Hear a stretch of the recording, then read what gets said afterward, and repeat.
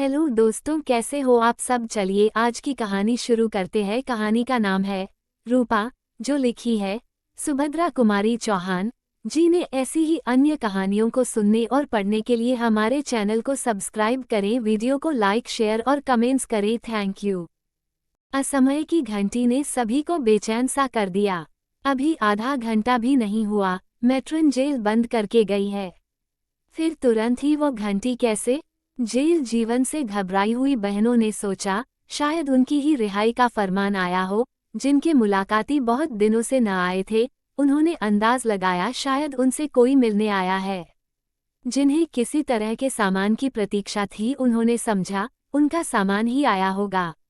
मेरी 3 साल की बेटी ममता दौड़ती हुई आई और मेरे गले में लिपटकर बोली, अम्मा उठो चलो, घंटी बजी है, फाटक खुलेगा आज तो हम लोग भी छूटने वाले हैं। मैं अच्छी तरह जानती थी कि उसकी आशा कितनी निराधार है, फिर भी उसका मन रखने के लिए उसके साथ फाटक की ओर चल पड़ी। जमादारिन जल्दी जल्दी अपना पल्ला संभालती हुई आई। ताला खोलकर उसने फाटक खोल दिया। असिस्टेंट जेलर के साथ एक 24-25 साल की स्त्री अंदर आई और एक तरफ चुपचाप खड़ी हो गई।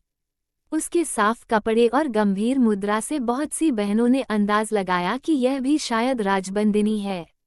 जेलर ने जमादारिन को बुलाया और उसे धीरे धीरे समझाकर चला गया। जमादारिन ताला बंद करके अंदर आई।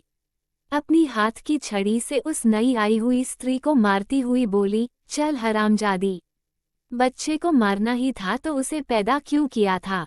मार से वह स्त्री तिलमिला सी उठी, फिर भी जमादारिन के आगे आगे जल्दी जल्दी चल पड़ी, शायद इस डर से कि कहीं दूसरा प्रहार भी न हो जाए। परंतु जमादारिन को इतने ही से संतोष कैसे हो जाता।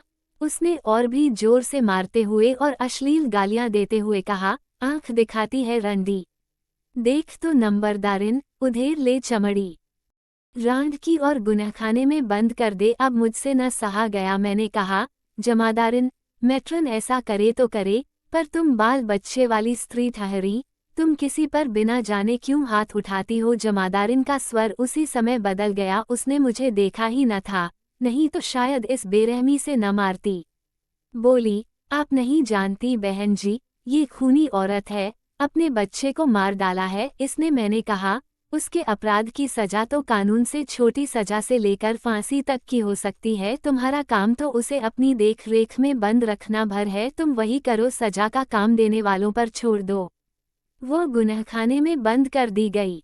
सब लोग अपने अपने काम में लग गए, मगर मुझे उस औरत की याद न भूली।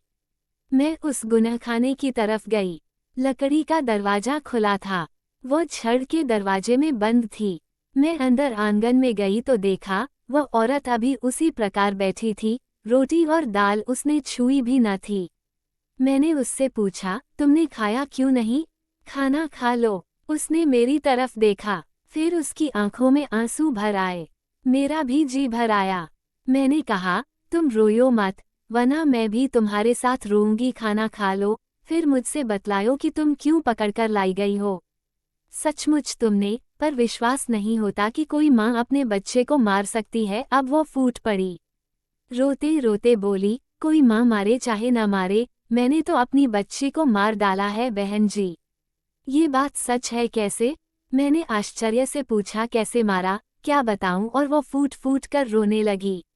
मैं उसके पास बड़ी देर तक खड़ी रही, बहुत बार उससे खाने को कहा, पर उसने न तो खाया और न यही बतलाया कि उसने अपने बच्चे को क्यों और कैसे मारा। मैंने सोचा, इसके पास से जाऊं तो शायद ये खाना खा ले और कुछ आराम भी कर ले। मैं अपने ओठे पर आकर लेट गई और वहां कुछ देर तक पड़ी रही। एकाएक फाटक की घंटी बजी और फाटक खुला। मैंने देखा कि 2 स्त्रियां रूपा को कहीं लिए जा रही हैं। पास ही खड़ी हुई कैदिन ने पूछा, रूपा को कहाँ लिए जा रहे हैं ये लोग? वह धीरे धीरे बोली, खूनी औरत है न, इसलिए फांसी वार्ड में ले जा रहे हैं। रूपा चली गई, पर मुझे उसका रोना, उसकी विषाद भरी आंखें, उसका चेहरा भूलता न था। मन कहता था कि वह हत्यारिन नहीं है, पर मेरी आंखों के सामने वह फांसी वार्ड में गई, हत्या के जुर्म में पकड़कर आई, फिर अविश्वास के लिए कहाँ जगह थी। धीरे धीरे मैं रूपा को भूल चली थी। एक दिन अखबार के एक समाचार ने उस याद को ताज़ा कर दिया। समाचार था, गांव में रूपा नाम की स्त्री अपनी 6 साल की बच्ची को लेकर कुएं में कूद पड़ी। खबर होते ही गांव वाले आ गए और माँ बेटी को कुएं से निकाला। बच्ची तो मर चुकी थी, लेकिन रूपा को कोई हानि न पहुंची थी और वह बच्ची की हत्या करने के अपराध में पकड़कर जबलपुर सेंट्रल जेल में लाई गई। बच्ची को लेकर वह कुएं में क्यों कूदी, इसका कारण अज्ञात है। मैंने अखबार पढ़ा और जान गई कि हत्यारिन रूपा है।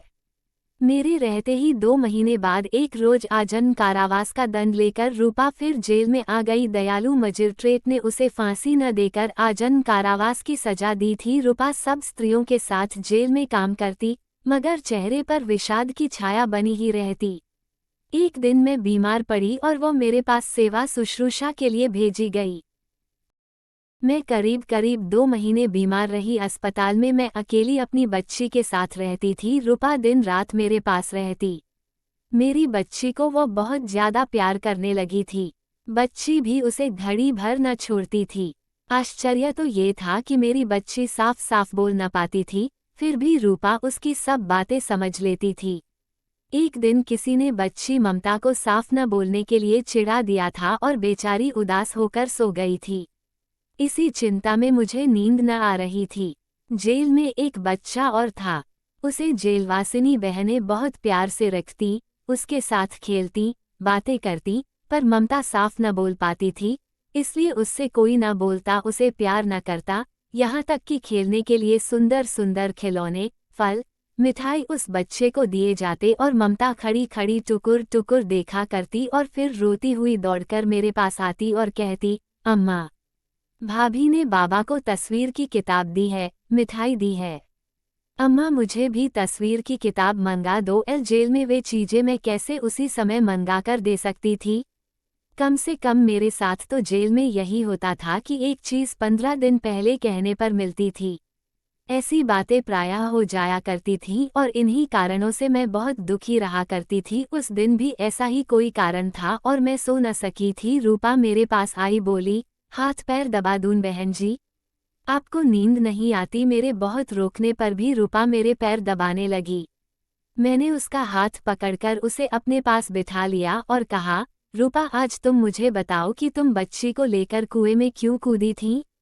वह बैठ गई। उसके चेहरे का विषाद कुछ गहरा हो गया। बोली, बहन जी, मेरी गोपा इसी तरह थी जैसी आपकी ममता है। आपने बम्बई जाकर सैकड़ों रुपए खर्च करके ममता का मुंह ठीक करवा लिया है, पर मेरे पास रुपया कहाँ से आता? गोपा का बाप कहता था, खूब रुपया कमाकर अपनी गोपा को बम्बई ले जाकर ऑपरेशन करा देंगे, तब सब ठीक हो जाएगा। और इसलिए खूब रुपया कमाने के लिए वो लड़ाई पर चला गया।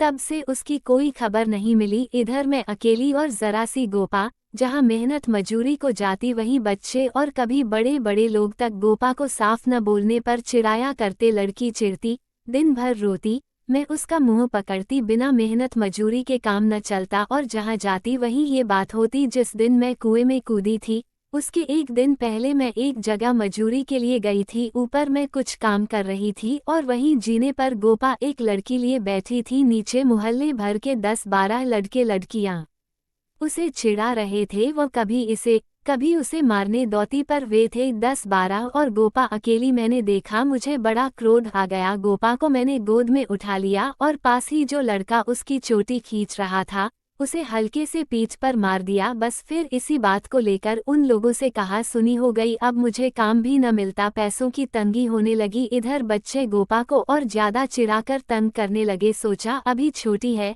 समझती कम है, जब बड़ी होगी तब गोपा को कितना बुरा लगेगा। मेरी गोपा दुखी हो जाया करेगी और कहीं मैं मर गई तो फिर बहन जी, मेरे मरने के बाद गोपा की जो दुर्दशा होगी उसे सोचकर मैं पागल हो गई और उस दुर्दशा तक गोपा न पहुंच सके, इसलिए आगे वो कुछ न कह सकी। पास ही पड़ी हुई ममता को मैंने और पास खींचकर छाती से लगा लिया। मेरी छाया मुझसे बात कर रही थी।